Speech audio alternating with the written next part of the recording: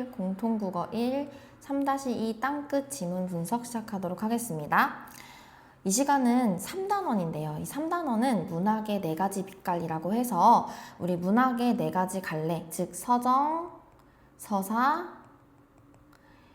극, 교술, 이 4가지 갈래 중에서 서정 갈래의 대표작 땅끝을 공부할 건데요. 그렇기 때문에 갈래의 특징을 물어보는 문제가 나올 수 있어서 이 시간 서정 갈래의 개념과 특징 간단하게 노티하고 그 다음 시 보도록 하겠습니다. 서정 갈래는요, 작가가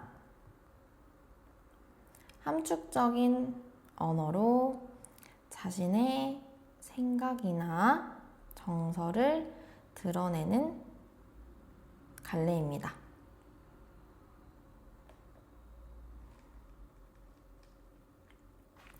그래서 함축적이라는 말 살짝 와닿지 않을 수 있어서 간단하게 이야기하면 함축적이라는 말은 숨겨져 있다고 할 수 있습니다. 그래서 대놓고 어떤 작가가 하고 싶은 말을 전달하는 게 아니라 좀 함축적인, 좀 숨기는 언어로 이 자신의 생각이나 정서를 드러내고 있어요. 그렇기 때문에 우리가 시를 읽을 때에는 이 함축적인 언어를 풀어서 해석하는 그런 시간이 꼭 필요한데요.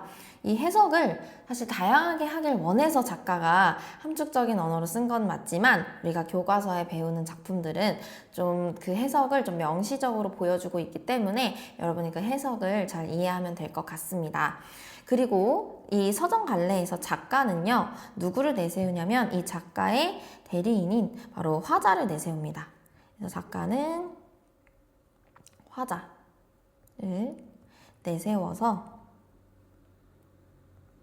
운율이 있는 시어로 생각이나 정서를 드러냅니다. 그래서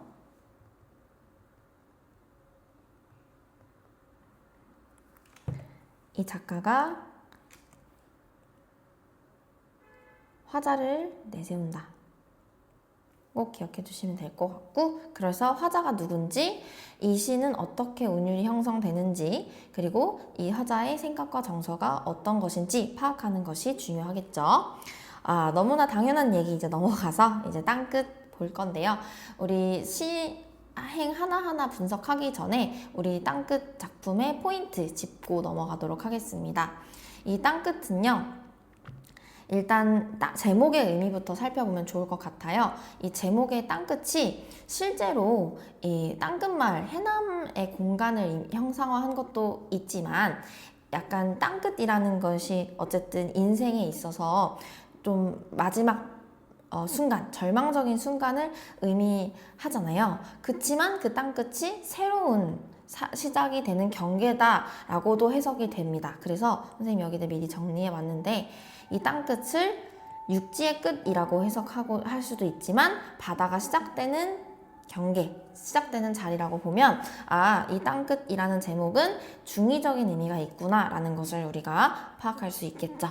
그래서 이 위태롭고 이 절망적인 순간에 오히려 삶의 희망을 발견하게 되는 그 과정을 그린 것이 바로 이 땅끝 작품입니다. 그래서 시의 흐름에 이 땅끝의 의미가 다양하게 바뀌는데요. 처음에는 아름다움에 취해 땅끝을 찾아갔다라고 한 것은 이 땅끝을 가고 싶고, 그쵸? 동경하는 공간이라고 생각했기 때문에 화자가 이 땅끝에 찾아갔습니다. 그런데 알고 보면 내가 동경하는 공간의 이미지가 아니라 위험하고 또 절망적이고 위태로운 공간이라고 볼 수 있겠죠. 하지만 그 땅끝의 순간에서 늘 젖어 있다라는 말이 이곳에 바다가 시작되는 지점, 즉 바다라는 희망, 삶의 아름다움을 품고 발견할 수 있는 공간이라는 또 다른 인식의 전환이 생겨서 지금 시의 흐름에 따라서 이 인식의 전환이 일어났다. 그리고 그 인식의 전환이 몇 번 일어났다? 2번 일어났다라는 것이 또 이 시의 중요한 특징이라고 볼 수 있겠습니다. 그래서 절망의 순간에서 희망을 발견하는 내용이 바로 땅끝의 주제고요. 특징, 과거와 현재가 교차되는 지점이 있습니다. 어떤 지점인지 살펴볼게요. 그리고 땅끝의 중의성, 아까 제목에서도 이야기했죠? 그리고 역설적 인식. 왜? 절망적인데 희망을 발견해. 이 자체가 역설적 인식이라고 할 수 있겠죠. 역설적 인식은 뭐예요? 역설이라는 말이 앞뒤가 맞지 않지만 그 안에 진리를 담고 있는 게 역설이라고 했죠. 그래서 주제 안에서 이 역설적 인식을 화자가 했다라는 것도 우리가 발견할 수 있고, 이제부터 우리가 시를 읽으면서 다시 한 번 더 깊게 주제의식을 살펴보도록 하겠습니다. 이어서 넘어가면 여기 또 심상이 잘 드러나고 있는 이 시구가 있는데, 이 역시도 우리 지문 보면서 함께 보도록 하겠습니다. 땅끝 지문 확인 페이지 피면 될 것 같아요. 자, 땅끝은요 총 4면으로 이루어져 있습니다. 그래서 1연과 2연과 4면의 각각의 주제도 파악하고요. 전체적인 이 시의 흐름이 어떻게 이어져 있는지 우리가 반드시 또 이해하면서 작품 숙지해야 합니다. 자, 그럼 1연의 첫 번째 행부터 보도록 하겠습니다. 산 너머 고운 노을을 보려고. 고운 노을, 일단 이 고운 노을을 약간 우리가 어린 시절의 꿈이라고 정리를 해볼게요. 그리고 내가 소망하는 것을 이상이라고 하거든요. 추구하는 것. 그리고 여기서는 어쨌든 노을을 보고 싶다라는 건 노을이 아름답기 때문에 보고 싶은 거겠죠? 그래서 어린 시절의 꿈, 이상, 아름다움을 상징한다. 그것을 보려고 그네를 힘차게 차고 올라 발을 굴렀지. 사실 이 노을을 보고 싶은 게 어린 시절이라고 알 수 있는 근거는요, 사실 첫 번째 행에서 알 수 있다기보다는 우리가 이어서 이 1연을 전체적으로 읽어보면요, 이 나에 대한 경험이고, 이 화자가 과거에 그 발을 굴렀고 이 그네줄이 떨고 있었던 그런 상황을 인지하기 때문에 이걸 어린 시절이라고 우리가 볼 수 있고, 더 큰 근거는 2연에 어릴 때가 나옵니다. 그래서 어린 시절이 언급되었다라고 우리가 확인할 수 있어요. 자, 다시 여기 1연에 다시 1행 보면 산 너머 고운 노을을 보려고, 그러니까 한마디로 내가 바라던 꿈과 이상과 아름다움을 찾기 위해서 그네를 힘차게 차고 올라 발을 굴렀대요. 고운 노을을 보기 위해서 화자가 뭐 한 거죠? 사실 노력을 한 거죠. 그쵸? 그리고 이 발을 굴렀지라고 하는 이 행동이 좀 움직임을 잘 드러내는 표현이잖아요. 우리가 움직임을 잘 느낄 수 있는 이미지를 역동적 이미지라고 합니다. 이 동이 움직일 동이니까요. 근데 되게 굉장히 활발하게 움직이는 역동적 이미지를 통해서 이 화자가 고운 노을을 보기 위해 노력을 했다라는 걸 알 수 있습니다.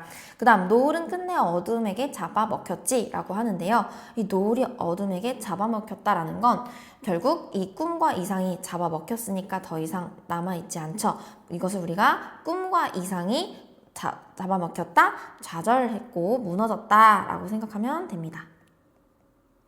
그러면 여기서 이 노을이라는 시어와 어둠이라는 시어가 어때요? 서로 대조된다는 걸 확인할 수 있겠죠. 그래서 노을과 어둠의 대조적인 의미, 즉 꿈과 이상이 어둠 때문에 어쨌든 좌절되었다. 그래서 이 꿈과 이상을 무너뜨리는 것이 바로 어둠인 거죠.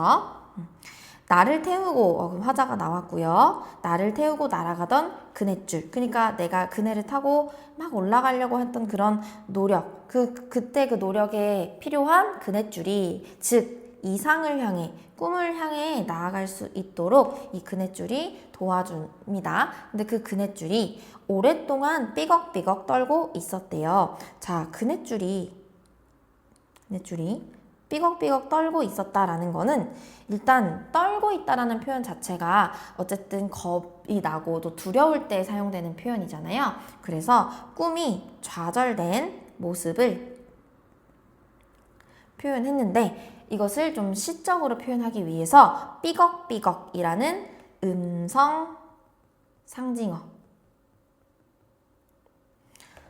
활용하여 구체적으로 표현하고 있죠. 이게 바로 감각적으로 우리가 시를 썼다라고 할 수 있어요. 그래서 삐걱삐걱이라는 거는 그네가 좀 흔들릴 때 나는 소리이기 때문에 의성어거든요. 그래서 청각적 이미지와 떨고 있어 라는 이미지. 그럼 떨고 있다라는 거는 여러분 시각적으로 알 수 있죠. 그쵸? 우리가 몸을 이렇게 부들부들 떨 때 눈으로 확인할 수 있잖아요. 그래서 어린 시절의 꿈과 이상이 좌절된 것을 삐걱대는 그네에 비유한 거예요. 자, 그러면 정리를 한번 더 해볼게요. 일단 이 그네줄이 떨고 있었다는 건 정말로 그네줄이 흔들린다라는 표면적인 의미뿐만 아니라 내가 지금 이상을 향해 갈 수 있도록 도와주는 이 도구인 그네줄이 떨고 있다는 건 바로 사실 그 그네를 타고 있는 이 나의 어린 시절의 꿈과 이상이 좌절된 거다라고 생각하면 됩니다. 그런데 이 좌절된 것을 삐걱삐걱 떨고 있다라는 감각적 이미지를 활용해서 더 구체적으로 표현한 거죠. 그리고 그네줄이 사실은 떤다라는 말은 우리가 떠는 것은 보통 인간이 하는 어떤 두려움의 행동에서 두려움의 심리에서 비롯된 행동이니까 지금 이 그네줄이 이 비유된다라는 것은 특히나 비유법 중에서도 의인법, 즉 그네를 의인화했다라고 볼 수 있습니다. 알겠죠? 그래서 1년은 내가 어린 시절에 꿈과 이상을 추구하다가 좌절했던 어린 시절을 그리고 있습니다. 여기까지 이해됐을까요? 자, 그 다음 2연으로 넘어갈게요. 어릴 때는 나비를 쫓듯, 그럼 다시 한번 어린 시절이 나오는데요. 그 어린 시절은 마치 나비를 쫓듯, 그리고 아름다움에 취해 어디를 갔대요? 땅끝을 찾아갔대요. 그럼 나비를 쫓아가는 듯이잖아요. 그러면 굉장히 나비를 쫓아가는 친구들을 보면 그 나비가 아름다워서 간 거잖아요. 그만큼 어떤 것을 생각해요? 굉장히 순수하고 순진하게 자랐던 그런 시절이겠죠. 그래서 순수했던 어린 시절을 나비를 쫓듯 아름다움에 취해 찾아갔다라고 볼 수 있습니다. 다시 어린 시절에 나의 순수했던 어린 시절을 나비를 쫓듯 이라는 직유법 사용했습니다. 직유법.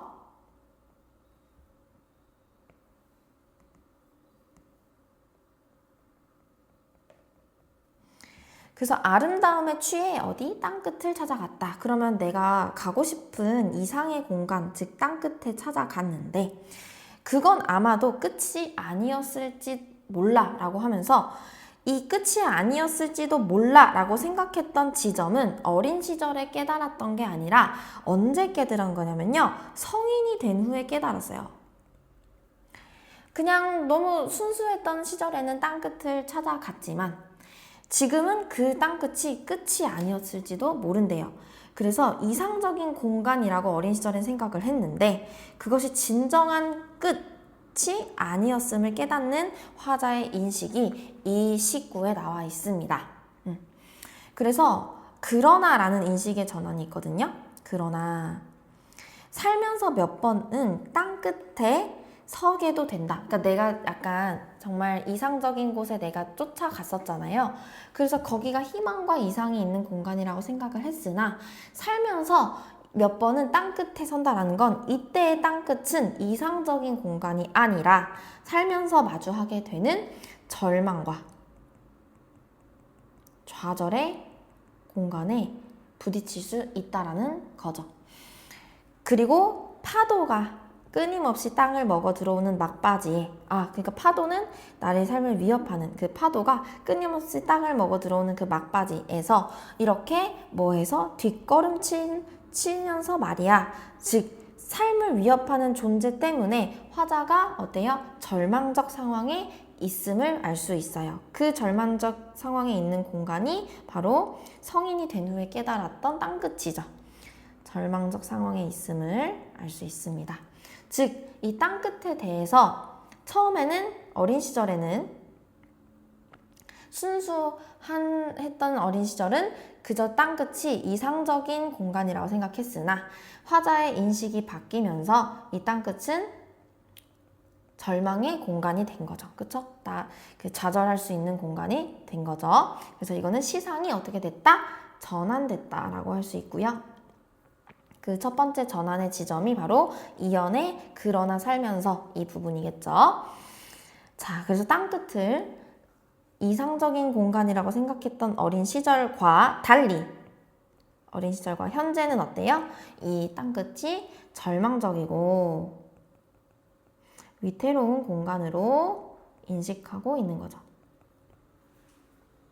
그래서 지금 인생을 살다가 보면 그저 그 땅끝이 이상적인 공간이 아니라 오히려 절망의 순간, 좌절하는 순간의 땅끝에 서게 된다라는 것을 알게 된 거죠. 그 다음 3면 보도록 하겠습니다. 살기 위해서는 이제 뒷걸음질만이 허락된 것이라고. 너무너무 어때? 계속 좌절하고 힘겨우니까 이 뒷걸음질을 치게 되는 거죠. 이 땅끝에서 내가 여기서 이제 떨어질 수가 없으니까 뒷걸음질만이 허락됐다라고 합니다. 그다음 파도가 아가리를 쳐들고 달려드는 곳. 그래서 이 부분도 굉장히 이미지가 잘 느껴지는 대목인데요.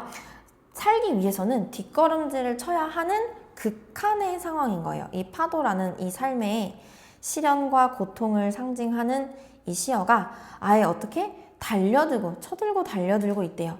즉 극한의 상황이라는 거죠.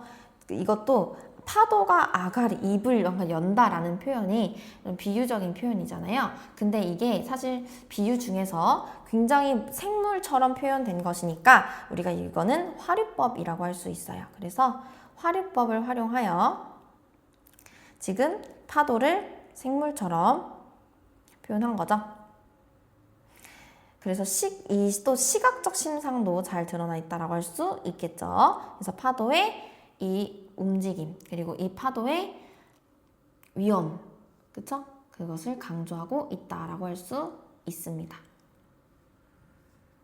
거친 위협 다 됩니다.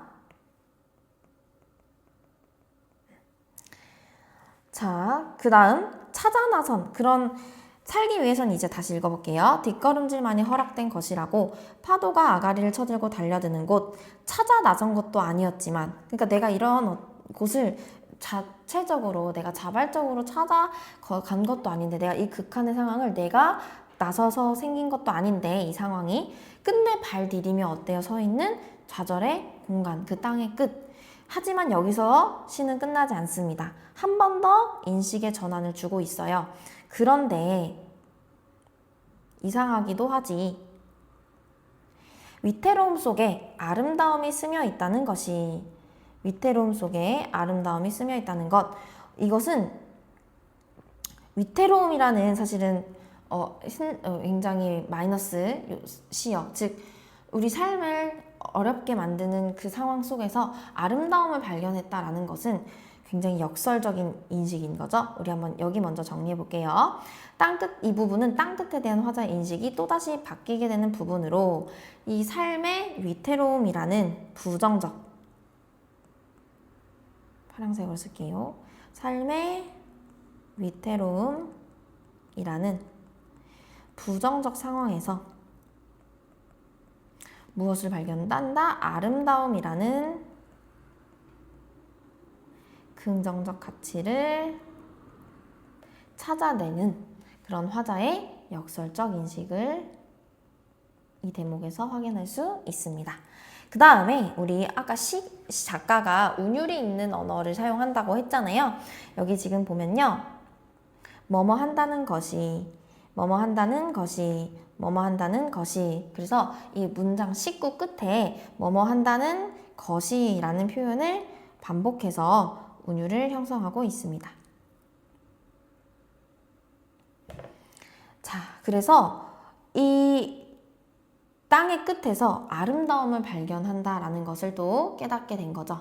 그 다음 땅끝, 이 땅끝은 절망적이지만 그 안에 오히려 내가 살고자 하고 내가 추구하고자 하는 희망을 품고 있는 공간이 되어서 그 땅끝은 늘 젖어 있다라고 하고 있습니다. 자, 그 다음 젖어 있다라는 것은 사실은 우리가 촉각적 심상으로 인식할 수 있죠. 그쵸? 그리고 이 젖어 있다라는 것은 즉 물기 관련된 거잖아요. 이 물기가 바로 이 시에서 선생님이 아까 제목에 두 가지 뜻 얘기했듯이 이 바다가 시작되는 자리이기 때문에 이 땅끝은 젖어 있다라고 표현한 것입니다.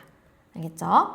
그래서 그걸 보려고 그 젖어 있는 것을 보려고 또 몇 번은 여기에 이르리라는 것이 이 부분도 또 중요하니까 한 번 더 해석을 해보자면 이 반복되는 절망의 순간에서 포기해요 안 해요? 포기하지 않습니다. 계속 내가 갖고 싶은 내가 찾고자 하는 희망을 계속 바라고 희망을 찾겠다는 화자의 긍정적인 태도가 드러났다라고 할 수 있겠죠.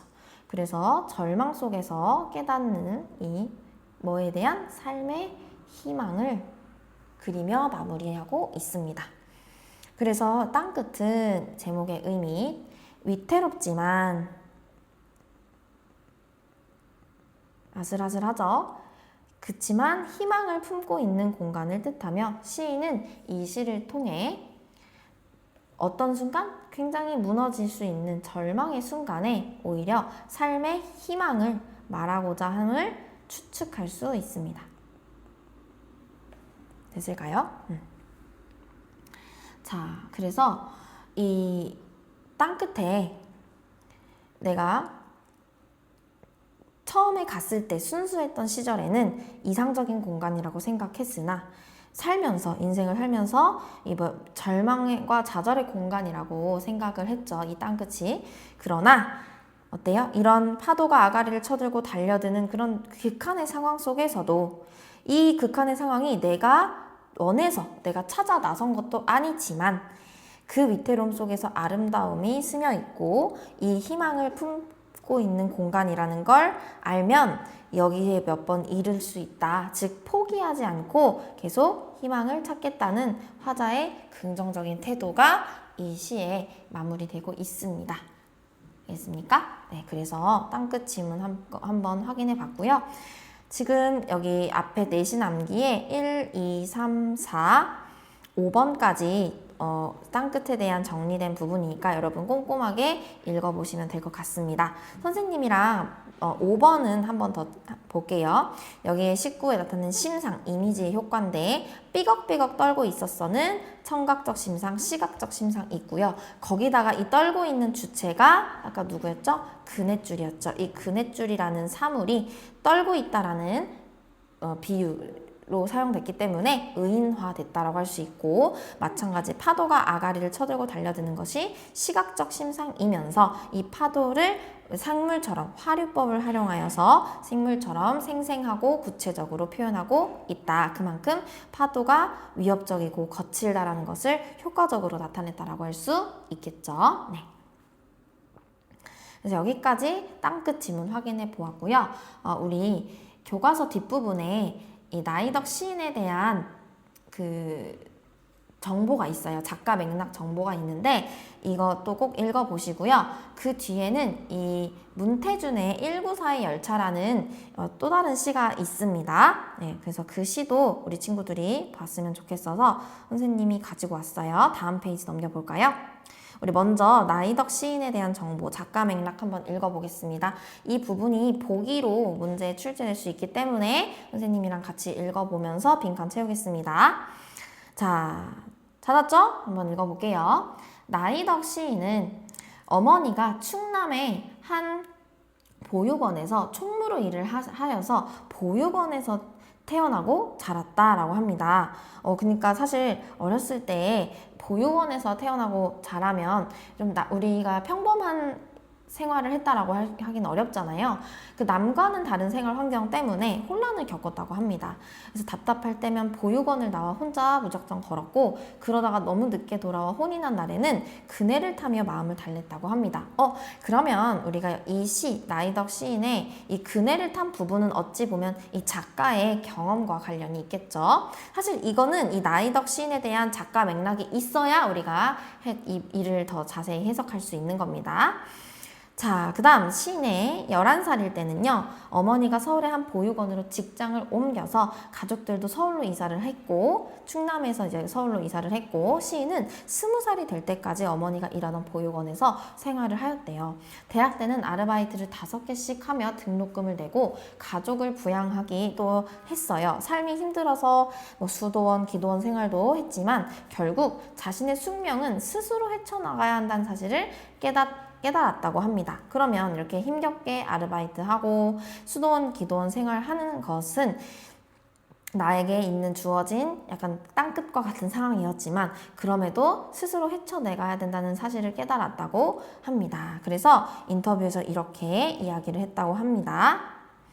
여기 먼저 빈칸 채워볼게요. 어둠에도 시에 들어오면 어둠만은 아니게 되는지 때때로 눈부시고 때로 감미롭기도 했대요. 어둠이 우리가 겉으로 볼 때는 어둡잖아요. 완전 깜깜하잖아요. 그런데 삶에서 어둠이 무조건 이렇게 삶의 힘든 순간이 될 수도 있겠지만 때로는 눈부시고 감미롭기도 했다. 즉, 이 말은 힘든 순간들 속에서 눈이 부시고 아름다운 것을 발견하는 심미적 태도를 가지고 있다라고 할 수 있거든요. 이거는 우리가 나이덕 시인의 땅끝에서도 위태로움 속에 아름다움이 스며 있다라는 이 역설적 인식과 사실 좀 비슷한 맥락인 거예요. 어둠이 때로 눈부시고 감미롭기도 했다라는 것은 약간 역설적 인식인 거죠. 시에서도 나와 있죠. 그리고 다시 한번 보면 땅끝은 늘 젖어 있다. 이 말이 어때요? 이 메마르고 뭔가 마지막 최후의 공간이 아니라 이곳에 뭐가 있다? 이 바다에 이가 스며들어 있다. 즉 새롭게 아름다움 그리고 나를 희망으로 이제 채워줄 그런 공간이 될 수 있다. 그런 삶의 전환을 우리가 확인할 수 있는 거죠. 이 나이덕 시인의 인터뷰 내용으로. 그런 암전에 대한 갈망이 저물녘의 시들을 낳았나 봐요. 이런 식으로 어둠에 대한 긍정적인 수용 태도가 나타나 있다라고 할 수 있겠죠. 그 다음 자 위에 이 파란 색깔 빈칸 채워보면요. 작가의 삶을 바탕으로 땅끝의 1년 4호행에 나를 태우고 날아가던 그 그네줄, 이 그네에 대한 일화, 오랫동안 삐걱삐걱 떨고 있었어. 이 부분이 작가의 삶과 관련이 있구나라는 것을 확인할 수 있겠죠. 자, 그 다음 아래에 우리 적용 분석 1942 1942 열차 보겠습니다. 이 시는요. 좀 특징이 있는 게 아까 이 땅끝의 특징과 가장 큰 차이점이 얘는 산문시입니다. 산문시. 산문시라는 건 뭐냐면 좀 줄글로 되어 있어요. 그래서 얘는 연구분이 없습니다.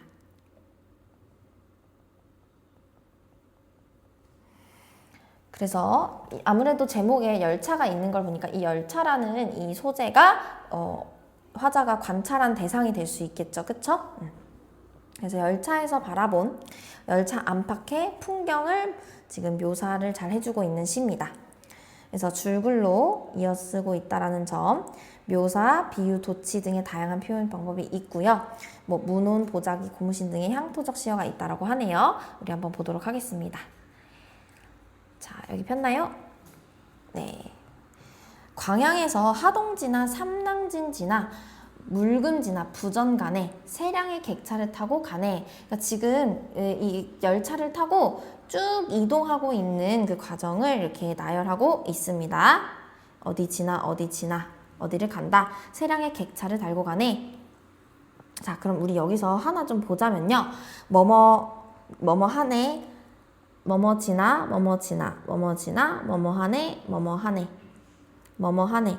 요거 얘들아 뭐뭐 하네 이렇게 끝부분이 어때요? 반복적으로 사용되고 있죠. 그러면 이 지나와 여기 아래다 쓸게요. 이 지나와 가네를 반복적으로 사용해서 운율을 형성하고 있습니다.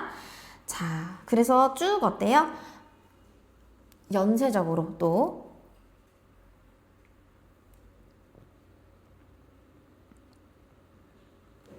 열차에서 이동하고 있는 장면을 보여주고 있는 거죠. 연쇄는 뭐냐면요.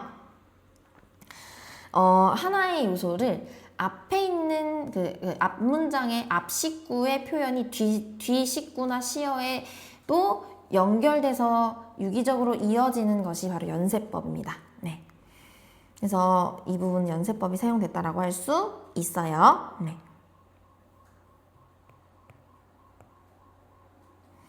자, 그 다음 나발과 꽹과리를 불고 치듯 시끌시끌. 자, 시끌시끌은 우리 무슨 상징어라고 할 수 있죠? 음성 상징어. 그럼 우리 땅끝과 이 194의 열차는 모두 시끌시끌. 여기서는 삐걱삐걱이라는 음성 상징어가 다 사용됐다라고 할 수 있겠죠? 공통적인 특징이죠?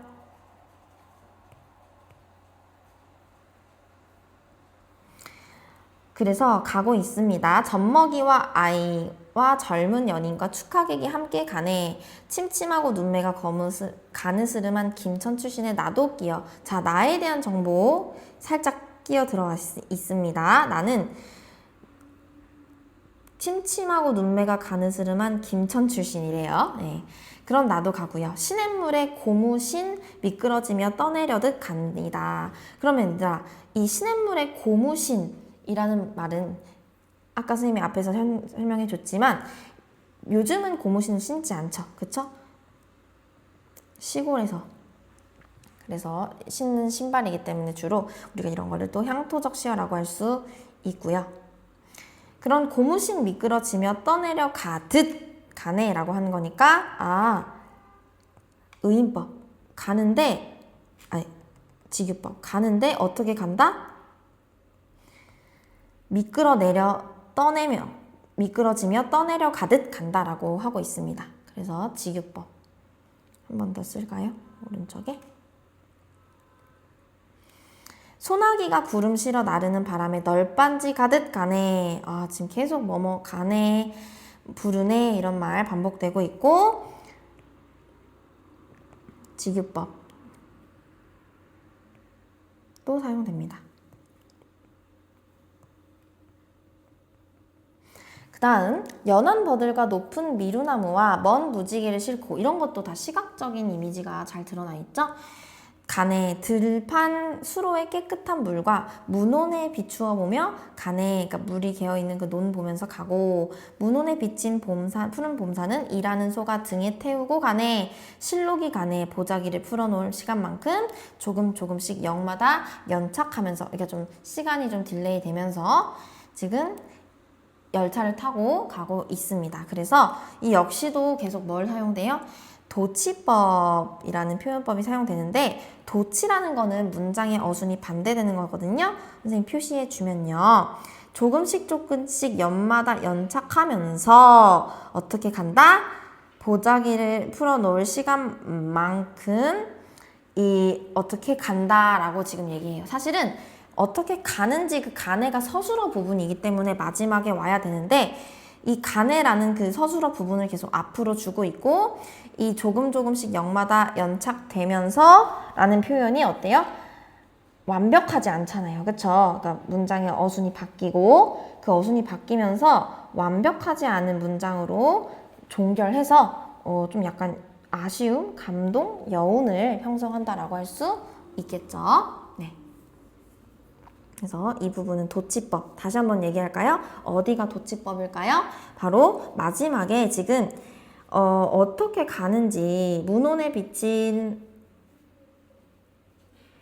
그러니까 사실은 실록이 간에 보자기를 풀어놓을 만큼 조금씩 역마다 연착되면서 간다라고 얘기를 해야 되는데 지금 이 앞부분이 뒤로 조금씩 역마다 연착되면서 라는 부분이 뒤로 빠졌잖아요. 이것 자체가 어순이 어때요? 바뀌었다라고 할 수 있어요. 그래서 도치법이고 또 뒷부분에 서술어가 거의 안 보이니까 완벽하지 않은 문장이라고 볼 수 있겠죠.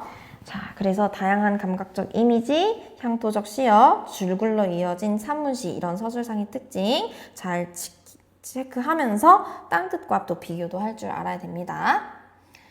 자, 그 다음에 운율 형성 요소가 또 이 시에는 잘 드러나 있기 때문에 여기 한번 체크하고 가겠습니다. 다시 한번 말하지만 지나랑 가네라는 종결 표현이 반복되고 있고요.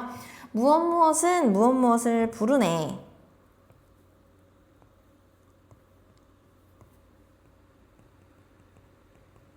뭐뭐 하듯 가네. 얘는 지금 단순히 시어만 반복되는 게 아니라 그 불운해와 간해 사이에 들어가는 그 앞에 있는 말이 다르잖아요. 그러면 이거는 이 조사와, 여러분이 꼭 알아두세요. 조사나 어미가 이제 같고 그 사이에 이 체언이나 아니면 어간 혹은 어간 앞에 있는 표현들이 똑같지 않고 이 조사하고 어미만 똑같아요. 서술어 부분이 똑같아요. 이런 것을 문장 구조가 비슷하구나 라고 할 수 있어요. 그래서 이 유사한 문장 구조의 반복, 우리가 다른 말로 대구법이라고 하죠. 이 부분도 이제 사용되었고, 음성상징어와 그리고 조금씩 이런 거는 좀 부사어죠, 부사. 그래서 음성상징어, 부사.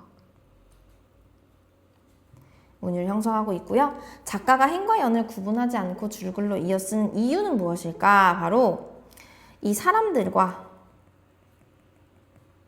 이 주변의 자연 풍경이, 열차 바깥에 있는 자연 풍경이 어울려서 조화를 이루고 있음을 보여주기 위해서 하나의 호흡으로 쭉 쓴 거죠. 오케이? 그래서 이 시는 열차 안팎에서 이 평화로운 풍경을 바라보고 있습니다. 자, 이제 여기까지 우리 땅끝과 194의 열차 작품 살펴보았습니다. 복습 꼭 하시고 뒤에 있는 문제 잘 푼 후에 모르는 부분 있으면 질문 리스트 만들어서 선생님한테 질문하시길 바랍니다. 강의 듣느라 고생 많았습니다.